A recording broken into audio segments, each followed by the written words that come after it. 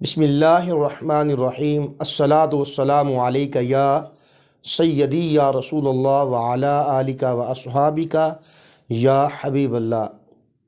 ایک سائل نے سوال پوچھا ہے کہ اگر گھر سے کوئی بچہ یا کوئی فرد بھاگ گیا ہے یا گھر سے گیا ہے اور واپس نہیں آیا، گم ہو چکا ہے، تو اس کے بارے میں وظیفہ بتائیے۔ تو گرامی قدر حضرات،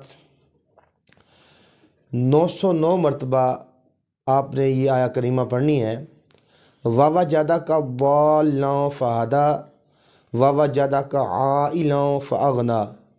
909 مرتبہ پڑھنی ہے، گھر کے کونے میں بیٹھ جائیں، اور اس کے بعد یہ مکمل سورہ ضحیٰ وَالضُّحَىٰ وَاللَّيْلِ إِذَا سَجَىٰ یہ پوری پڑھنی ہے۔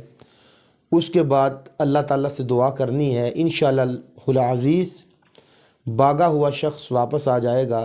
اگر کوئی گما ہوا ہے تو الحمدللہ اللہ کے فضل و کرم سے وہ اپنے گھر انشاءاللہ واپس آ جائے گا۔